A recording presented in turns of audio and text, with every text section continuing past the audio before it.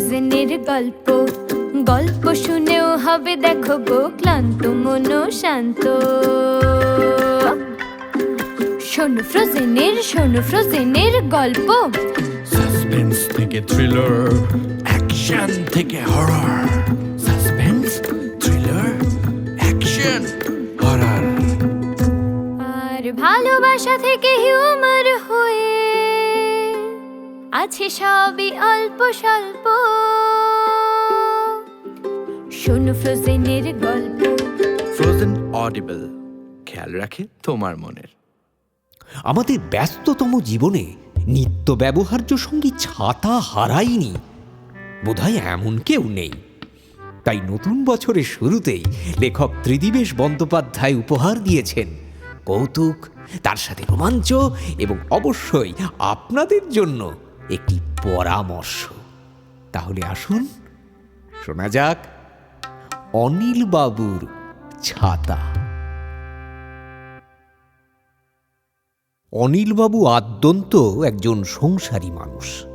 সারা জীবন সরকারি অফিসে চাকরি করেছেন, ছেলে মেয়ে মানুষ করেছেন, এখন অবসর জীবনযাপন করছেন। এর বাইরে তিনি বিশেষ কিছুই করেননি। কোনো গল্পের কেন্দ্রীয় চরিত্র হবার মতো বিশেষত্ব তার জীবনে বিশেষ কিছু নেই বললেই চলে। তবু এই গল্পের নায়ক তিনি হয়ে গেছেন তার মিতব্যয়িতার জন্য। তিনি সারা জীবন যে পরামর্শ সকলকে দিয়ে গেছেন তা হল মিতব্যয়ী হও ও সঞ্চয় করো। তোমার টাকা আছে, এটাই তোমার সবচেয়ে বড় ভরসা। তার স্ত্রীর সঙ্গে সাংসারিক জীবনে মাঝে মাঝেই খিটিমিটি লাগত অর্থের সঞ্চয় আর জিনিসের সঠিক যত্ন করা নিয়ে। তাঁর একটা নিত্যকর্ম হল প্রতিদিন আয় ব্যয়ের হিসাব লেখা। মাঝে মাঝেই সেই খাতায় পুরনো পাতা উল্টে তিনি পর্যালোচনা করেন কোথাও কোনো বাজে খরচ হয়েছে কিনা। হলেই ভবিষ্যতের জন্য সতর্ক হবেন। তাঁর তক্তাপোশের তলায় রাখা একটা জং ধরা ট্রাঙ্কে এখনো পাওয়া যাবে 1962 সালের দৈনিক হিসাব। এমনকি ভিখিরিকে দেওয়া 2 নয়া পয়সাও কখনো লিখতে তিনি ভুলতেন না। ধুতি আর শার্ট অনিলবাবুর সারা জীবনের পোশাক। বরাবর তিনি 2টো রুমাল ব্যবহার করেন, যার একটি থাকে জামার কলারে। জামার কলারে বেশি ময়লা হয় বলে কাচার সময় ঘষতে হয় বেশি, তাই জামার এই দুর্বল জায়গাটি তিনি রক্ষা করতে বাড়তি একটি রুমাল ব্যবহার করেন। জামা কাপড় তিনি নিজের হাতে কাচেন না, কিন্তু আধা শুকনো হলেই রোদ্দুর থেকে ছায়ায় সরিয়ে দিতে তার কোনোদিন ভুল হয় না। এইসব নিয়ে কেউ ঠাট্টা করলে তিনি তাদের মনে করিয়ে দেন যত্ন করে জিনিস ব্যবহার করার কথা। আরও মনে করিয়ে দেন তাঁর চেয়ে বেশি বেতন পাওয়া প্রতিবেশীদের কথা, যারা অবসরের পর পেনশনের দিনটির জন্য হাপিত্যেশ করে অপেক্ষা করে, অথচ তিনি পেনশনের টাকা থেকে এখনো নিয়মিত ব্যাংক আর পোস্ট অফিসে রেকারিং ডিপোজিট করেন। অনিলবাবু অবসর গ্রহণ করার সময় সহকর্মীদের কাছ থেকে অন্যান্য উপহারের সঙ্গে একটি ছাতা পেয়েছিলেন। স্টিলের বাটির সুন্দর একটি মহেন্দ্র দত্তর ছাতা। ছাতাটি তিনি প্রাণে ধরে কোনোদিন ব্যবহার করেননি। প্লাস্টিকের প্যাকেটের মধ্যে সেটি যত্নে তোলা থাকত। কখনো কখনো বিশেষ অনুষ্ঠানে যাবার সময় ছাতাটি তিনি বার করতেন। ফিরে এসেই তার প্রথম কাজ হতো ছাতাটি সস্থানে রেখে দেওয়া। নিত্য ব্যবহারের জন্য তার ছিল একটা অন্য ছাতা। ছাতাটা আসলে তার মেয়ে শুভ্রার। শুভ্রা যখন পাঠশালার পাঠ শেষ করে একটু দূরে হাই স্কুলে ভর্তি হয়েছিল, অনিলবাবু অফিস ফেরত বড় বাজারে নেমে কাঠের বাঁটের এই ছোট্ট ছাতাটি কিনে এনেছিলেন। শুভ্রা এখন শ্বশুর বাড়িতে, তার ছেলে এখন পাঠশালা পেরিয়ে হাই স্কুলে পড়ছে। অনিলবাবু একদিন ভাড়ার ঘরে জমা হয়ে থাকা নানা অপরিহার্য জিনিসের ভিড়ে ছাতাটি আবার আবিষ্কার করেন। তারপর সামান্য মেরামতের পর ছাতাটি তার নিত্যসঙ্গী। সকালে বিবর্ণ ছাতাটি নিয়ে তিনি যখন বাজারের থলি হাতে বেরোন, স্ত্রী শিবানী দেবী মাঝে মাঝেই গজগজ করেন, বাবা বাবা, তুমি বাবা বড় কৃপণ। জিনিসের যত্ন করলে কি সঞ্চয় হবে? শোনো, কৃপণ হবার দরকার নেই, শুধু জিনিসের যত্ন করো, বুঝেছো? যত্ন করে জিনিস ব্যবহার করলে তা টিকবেও বেশি দিন, ফলে নতুন কিছু কিনতে হবে না এবং সঞ্চয়ও হবে। যত্ন করলে কি সঞ্চয় হবে? এতে কি রোদ বৃষ্টি আটকায়? নতুন ছাতাটাকে সঙ্গে নিয়ে যাবে? অনিলবাবু জবাব দেন, শোনো, ওই ছোট ছাতাতে না অনেক সুবিধে, বুঝলে? কেন বলো তো? ওই বগলে চেপে ধরে দু হাতের থলি নিয়ে ভিড়ের মধ্যে বাজার করতে কোনো অসুবিধা হয় না। আর আর তোমাদের বুদ্ধিতে চললে আমাকে একবারে পথে বসতে হবে। এই যে এই ছাতাটা ভুলেও যদি কোথাও ফেলে এলে কেউ নেবে না, ঠিক ফেরত দিয়ে যাবে। আর নতুনটা একটু অন্যমনস্ক হলেই কেউ একেবারে নিয়ে এহেন অনিলবাবুকে নতুন ছাতাটা ব্যবহার করাতে বাধ্য করলে তার ছোট শালা নাড়ু। সেদিন কি কাজে নাড়ু এদিকে এসেছে। নাড়ু এলো দিদি জামাইবাবুর সাথে দেখা করতে। সকাল থেকে আকাশ পরিষ্কারই ছিল, কিন্তু খাওয়া দাওয়ার পর হঠাৎ আকাশ ভেঙে বৃষ্টি। নাড়ু বৃষ্টি দেখে ছটফট করতে লাগলো, বারবার ঘর থেকে বেরিয়ে আকাশের দিকে তাকায় আর ফিরে আসে। বেলা 4টেতেও যখন বৃষ্টি ধরে না, নাড়ু বলে, দিদি একটা ছাতা দাও, এক্ষুনি না বেরোলে লাস্ট বাস আর পাবো না তো। শিবানী দেবী একমত হয়ে বলেন, তাই ভালো, বাড়িতে খবর দেয়া নেই, না ফিরলে আবার ভাবনা করবে। শিবানী দেবী নাড়ুকে সঙ্গে নিয়ে ওপরের ঘরে গিয়ে অনিলবাবুকে বলেন, শুনছ, তোমার ছাতাটা নাড়ুকে একটু দাও, বেচারি বাড়ি যেতে পারছে না। অনিলবাবু ইদানিং কানে কম শুনছেন। সপ্রশ্ন দৃষ্টিতে কিছুক্ষণ তাকিয়ে হেসে বলেন, কি বললে? খাতা? তোমার মুন্ডু, এই বৃষ্টিতে খাতা নিয়ে কি করবে? ছাতা ছাতা।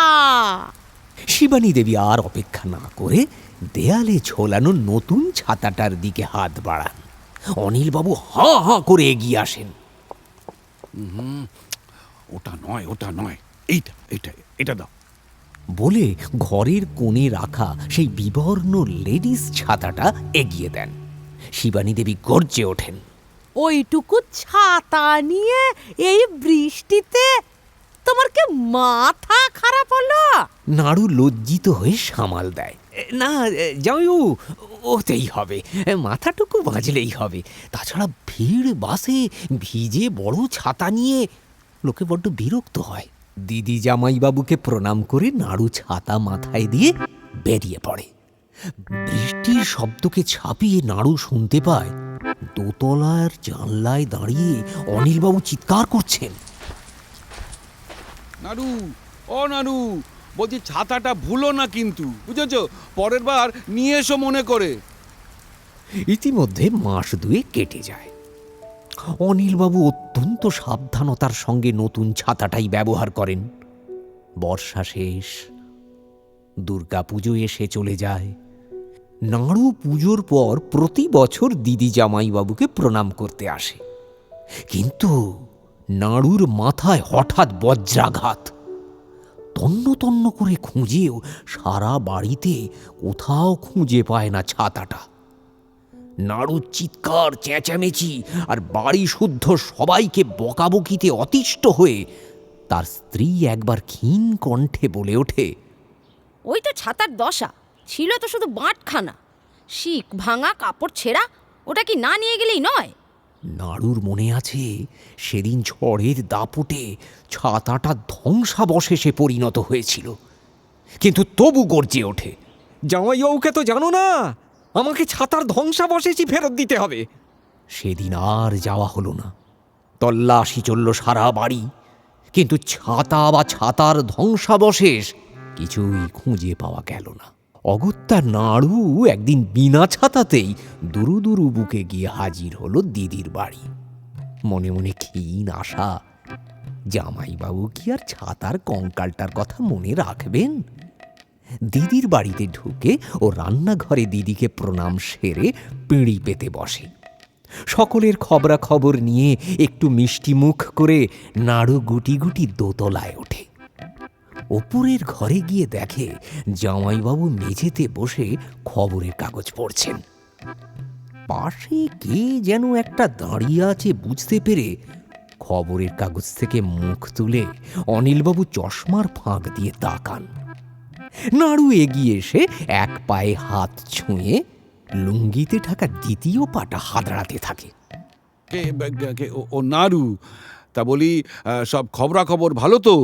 আগে হ্যাঁ জামাইবাবু।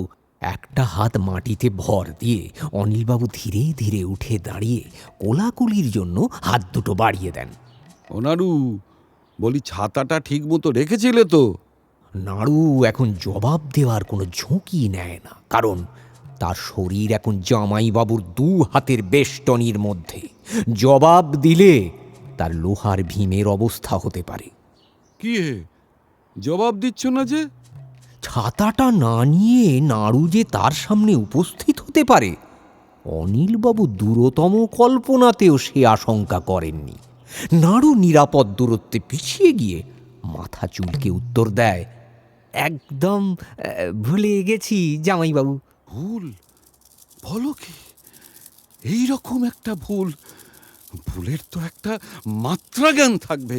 ছি ছি ছি ছি ছি ছি, ছাতাটার জন্যে আমার যে কি অসুবিধে হচ্ছে তা কি তোমরা বুঝতে পারছো না?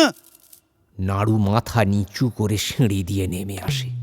পিছন পিছন গজগজ করতে করতে নেমে আসেন অনিলবাবু। আমি নিশ্চিত যে এই আজকালকার এইসব ছেলেপুলেদের না জীবনে কিচ্ছু হবে না, যাদের কোনো দায়িত্ব জ্ঞান নেই, কথার দাম নেই।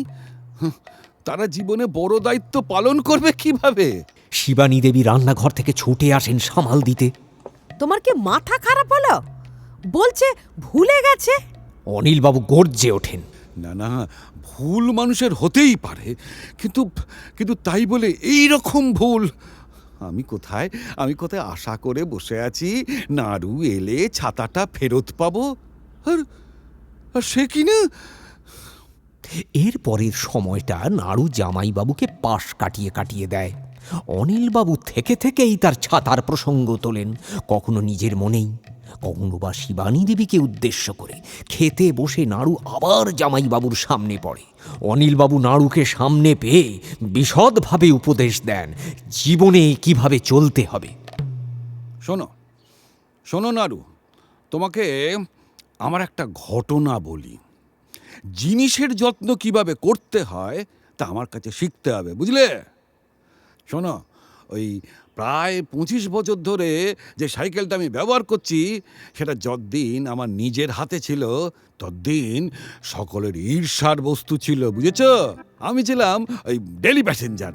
সকালে স্টেশনে সাইকেলটা রেখে আমি ট্রেন ধরতাম, আর সাইকেলের দোকানের ছেলেটাকে গোপনে আমি বাড়তি 2-1 টাকা দিতাম।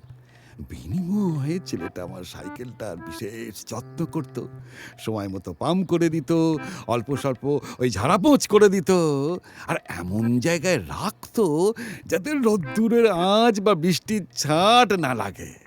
আর অন্য কারোর ওই চাবি দেওয়ার সাইকেলটা যখন ছেলেটা ওই পেছনে চাকা না তুলে হিড় হিড় করে টানতে টানতে সরাতো, আর তখন আমারটা যত্ন করে পিছনের চাকাটা তুলে সরাতো, বুঝলে বাবা? প্রতিদিন ঘরে ফিরে ঝাড়া পোছা করা ছিল আমার একটা নিত্যকর্ম। আর এই খারাপ রাস্তায় পড়লেই আমি যখন ওই সাইকেল থেকে নেমে হাঁটতে শুরু করতাম, তখন বন্ধুরা ঠাট্টা করতো। জবাবে আমি বন্ধুদেরই নির্বুদ্ধিতাকে হাসতাম আর ওদের মনে করিয়ে দিতাম যে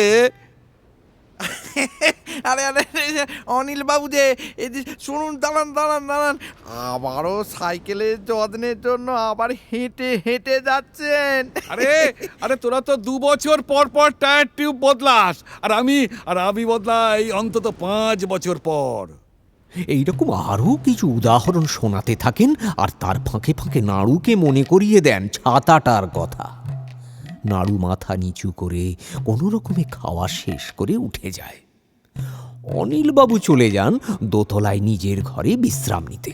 সামান্য বিশ্রামের পর নাড়ু দিদিকে প্রণাম করে বিদায় নিয়ে বলে, দিদি আমি আর ওপরে গেলাম না, জামাইবাবু বিশ্রাম নিচ্ছেন তো, তুমি একটু বলে দিও, আমি চলে যাচ্ছি।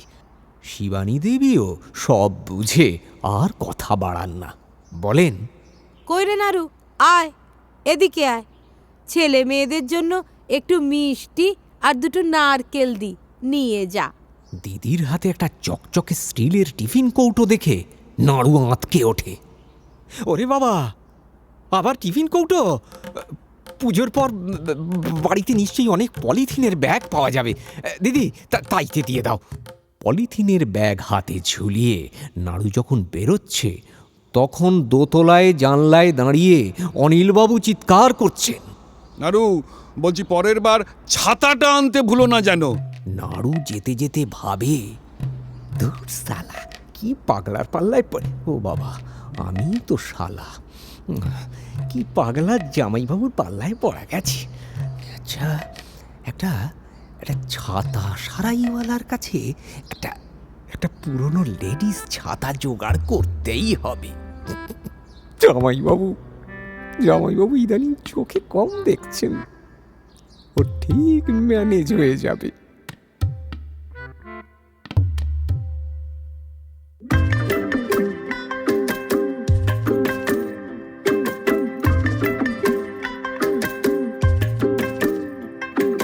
শোনো ফ্রোজেনের গল্প, গল্প শুনেও হবে দেখো গো ক্লান্ত মন শান্ত।